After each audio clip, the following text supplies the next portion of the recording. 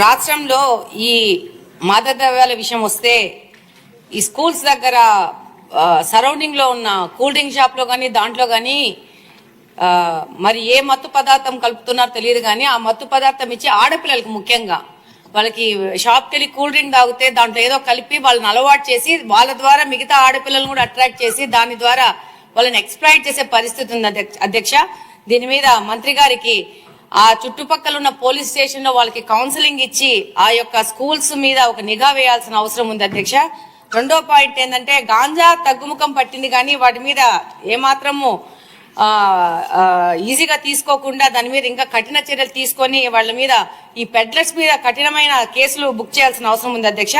ముఖ్యంగా ఈ గాంజా తగ్గుముఖం పట్టింది కానీ ఇప్పుడు కొత్తగా సమాజంలో కనపడుతోంది ఏంటంటే పెయిన్ కిల్లర్స్ అత్యంత ప్రమాదకరమయ్యి డాక్టర్స్ ప్రిస్క్రిప్షన్ తో మాత్రమే ఇచ్చే పెయిన్ కిల్లర్స్ ని ఈ యొక్క మెడికల్ షాప్ వాళ్ళు తప్పు మార్గాల ద్వారా వాటి ప్రొక్యూర్ చేసి అంటే కొరియర్ ద్వారా అంటే ఒక ప్రాంతం నుంచి ఇంకో ప్రాంతానికి ఇంకో ప్రాంతానికి ఇంకో ప్రాంతానికి లాస్ట్ వీళ్ళ దగ్గరకు వచ్చే విధంగా అంటే దాన్ని ఎలా కనుక్కోవాలో ఎలా వస్తుందో కూడా ఒక ఛాలెంజింగ్ పోలీసులకు ఛాలెంజ్ అయ్యే విధంగా తీసుకొచ్చేసి ఈ యొక్క పెయిన్ కిల్లర్స్ ని యంగ్స్టర్స్ కి యూత్ కి అంటే 18 సంవత్సరాలు తక్కువ ఉన్న పిల్లలకి అంటే 12-11 సంవత్సరాలు ఉన్న పిల్లలకి అమ్మి దాన్ని వాళ్ళు ఇంజెక్షన్స్ రూపంలో ఎక్కించుకుంటున్నారు అధ్యక్ష బల్క్ లో.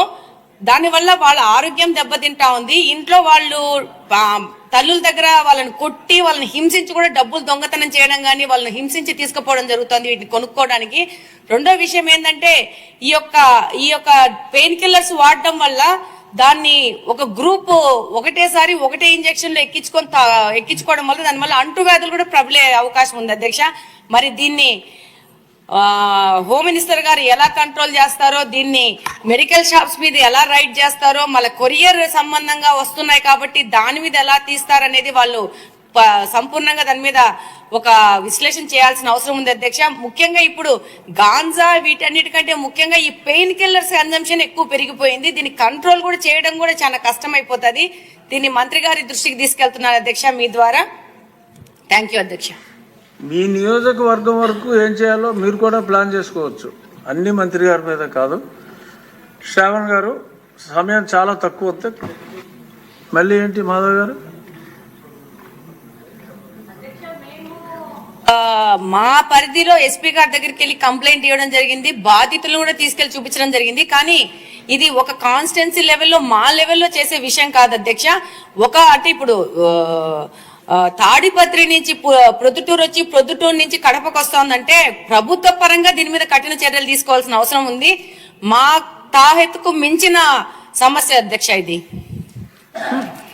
అంటే కాదంటలేదు మాధవ్ గారు, కానీ ఒక్క హోంశాఖ బాధ్యతే కాదు ప్రతి ఎమ్మెల్యే కూడా ఇది బాధ్యత తీసుకుంటే మీరు అన్నట్టు 3-4 నియోజకవర్గాలు చెప్పారు, ఆ ఎమ్మెల్యేలు అందరూ కూడా బాధ్యత తీసుకుంటే ఇది అంత కష్టం కాదు. అంటే we have to give our helping hand as MLAs to the honourable home minister, then only there would be a comprehensive solution. Courier కంపెనీల మీద నిఘా వేయాల్సిన అవసరం ఉంది. దాంతో పాటు మెడికల్ షాప్స్ మీద సీరియస్ రైట్స్ చేయాల్సిన అవసరం ఉంది.